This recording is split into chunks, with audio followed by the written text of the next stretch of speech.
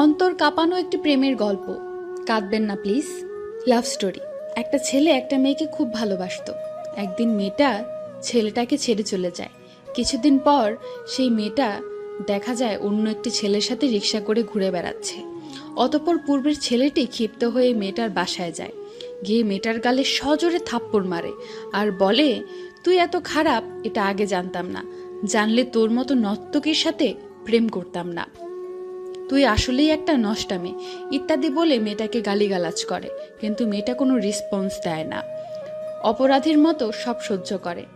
যখন ছেলেটা বাসা থেকে বের হয়ে যাবে তখন মেয়েটা বলে উঠল, আবির একটা কথা ছিল। তুই আর কি বলবি? হ্যাঁ, তোর আর কি বলার আছে? কিছু না, তবে একটা অনুরোধ। কি?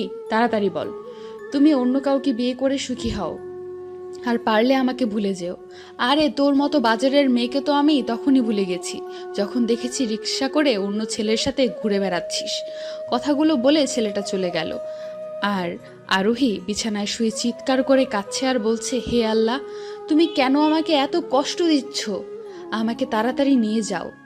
কিন্তু কিছুক্ষণ পর মেয়েটা ভাবছে, না, সব কিছু ঠিক আছে, আমি না হয় একটু কষ্টই পেলাম, কিন্তু আমার আবির তো এখন সুখী হবে, এটাই আমার কাছে বড় পাওয়া।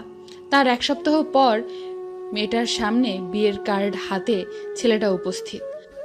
আরোহী, আমি আগামী শুক্রবার বিয়ে করতে যাচ্ছি, প্রথম দাওয়াতটা তোমাকেই দিলাম, আসবে তো? এসো, বলে ছেলেটা চলে গেল।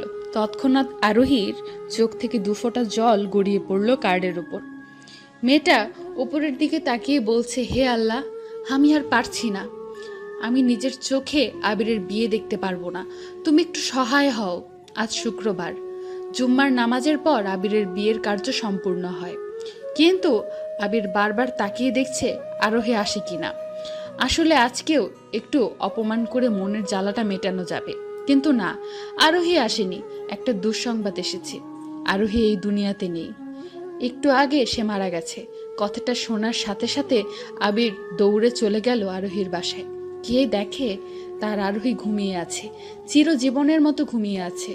আবির কাঁদতে পারছে না, শুধু অবাক হয়ে আরোহীর মুখের দিকে তাকিয়ে আছে। আর স্মৃতির পটে ভেসে আসছে পূর্বের খুনসুটিগুলো। এমন সময় আবিরের ঘোর ভেঙে দিয়ে একটি ছেলে বলে উঠল, ভাইয়া। ছেলেটাকে চিনতে একটু ভুল হলো না আবিরের।